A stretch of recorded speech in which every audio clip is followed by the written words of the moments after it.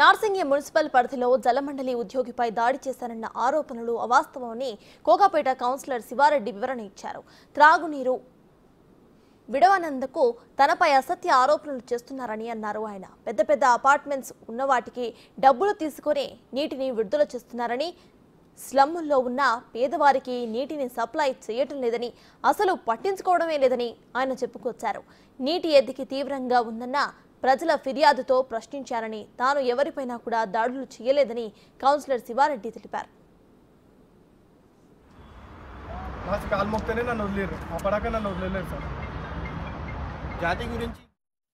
ప్రభుత్వ ప్రతిష్టను దెబ్బతీసేలా ప్రవర్తిస్తున్న జలమండలి water line man జలమండలి అధికారులకు ఎన్నిసార్లు ఆయనపై ఫిర్యాదు చేసినా కూడా స్పందనే లేదని శివారెడ్డి ఆరోపించారు. ఈ విషయంపై గట్టిగా నిలదీస్తే తనపై దాడి చేశారని, పోలీస్ స్టేషన్లో తప్పుడు ఫిర్యాదు చేయటం ఎంతవరకు సబబు అని ఆయన ప్రశ్నించారు.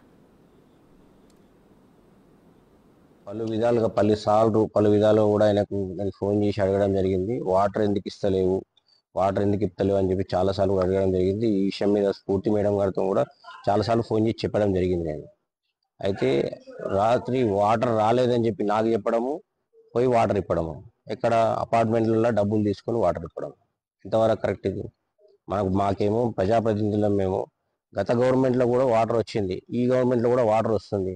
కానీ గవర్నమెంట్ను బదనాం చేసే విధానంగా ఈ విధంగా పనులు చేయడం ఎంతవరకు సమంజసం? ఇది ఇప్పుడు అప్పుడు కూడా అవే లైన్లు ఉన్నాయి, ఇప్పుడు కూడా అవే లైన్లు ఉన్నాయి. 6 నెలల్లో ఏం చేంజ్ కాదు కదా. అయినా కానీ కూడా కావాలని ఉద్దేశపూర్వకంగా పబ్లిక్ను సతాయించడం ఎంతవరకు కరెక్ట్? అది ఆ ఉద్దేశంతో నేను అడగడానికి పోతే ఆయన ఏదో నన్ను దాడి చేసిండు, కత్తిపోట్లు ఓడిచిండు. మేము ఒక ప్రజాప్రతినిధులము, అందరితో సమన్వయంగా మాట్లాడతాం. మేము అటువంటి వ్యక్తిని తీసుకొచ్చి పోలీస్ స్టేషన్ల కంప్లైంట్లు, న్యూస్ల కంప్లైంట్లు, యూనియన్లు వెంబడి పెట్టుకుని ఎంతవరకు కరెక్ట్? అది సమంజసం కాదు. అది ఏదున్నా అని కూడా నువ్వు ఏదైతే ప్రాబ్లం క్రియేట్ చేస్తున్నావో ఆ ప్రాబ్లం క్రియేట్ చేయకుండా పబ్లిక్ వాటర్ ఇచ్చే విధానం చూడాలి. రాత్రి యాక్చువల్లీ మా లైన్మెన్ చెప్పడం జరిగింది, ఈ విధంగా మా మీద అటాక్ చేశారని చెప్పేసి, నీళ్ళు ఇవ్వమని చెప్పేసి. అయితే దాని ప్రకారంగా మనం ఉదయం పోలీస్ స్టేషన్లో వెళ్ళేసి కేసు ఇవ్వడం జరిగింది. కేసు దర్యాప్తు చేసేసి దాని మీద వాళ్ళు యాక్షన్ తీసుకుంటానని సబ్ ఇన్స్పెక్టర్ గారు చెప్పారు. దాన్ని చూద్దాం మనం నెక్స్ట్ ఏమొస్తుంది అనేది. ఇది ప్రైవేట్ అపార్ట్మెంట్లకి వాటర్ అంతా అమ్ముకుంటారు, జనాలకు ఇవ్వాల్సిన నీళ్ళు ఇవ్వట్లేదు, చాలా నిర్లక్ష్యం చేస్తారు. దాన్ని అడిగామని వాళ్ళు అంటున్నారు సత్యవారెడ్డి. అది యాక్చువల్లీ ప్రైవేట్ కి ఇస్తున్నారు అనేది, యాక్చువల్లీ ప్రైవేట్ గవర్నమెంట్ అందరికీ వాటర్ బోర్డ్ అనేది అందరికీ సర్వ్ చేయాలి. వాటర్ అనేది ఓన్లీ ప్రైవేట్ వాళ్ళకు, ఓన్లీ గవర్నమెంట్ వాళ్ళకన్నా ఏమి ఉండదు.